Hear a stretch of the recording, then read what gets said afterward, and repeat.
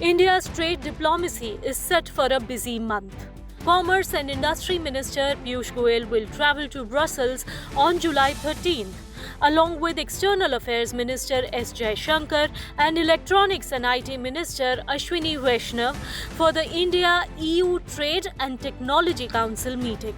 The government says that the council will complement the recently concluded India-EU Free Trade Agreement by helping smoothen its implementation. India and the European Union have completed negotiations on the landmark trade pact and are now carrying out the legal scrubbing of the text. The agreement is expected to be signed by the end of this year and implemented in 2027. Yes, we'll all be going for a meeting with the European Commission.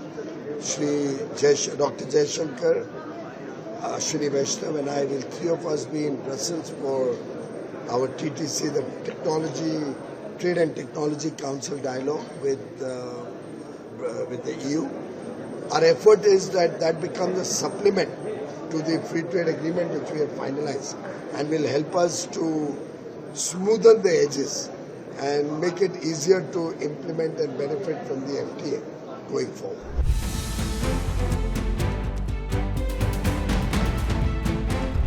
Meanwhile, trade talks with Canada are also gaining momentum.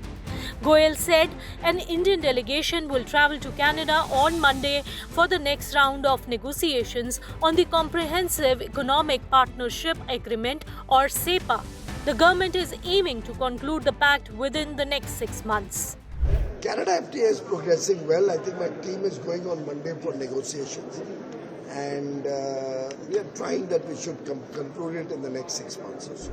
India and Canada have set a target of increasing bilateral trade to $50 billion by 2030, with the agreement expected to deepen cooperation across goods, services, and investment.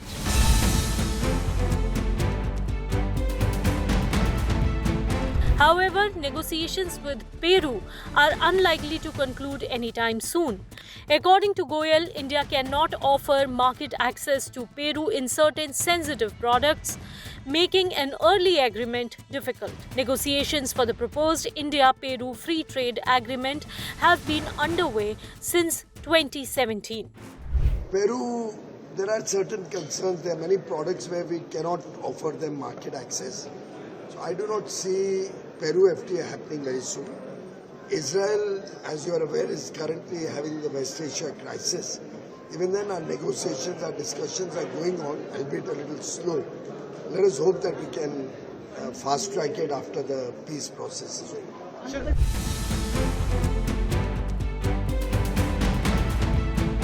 One of the biggest sticking points is gold, which accounts for nearly 90% of India's imports from Peru. Despite bilateral trade rising to $10 billion in the last financial year, India recorded a $7.47 billion trade deficit driven largely by rising gold imports.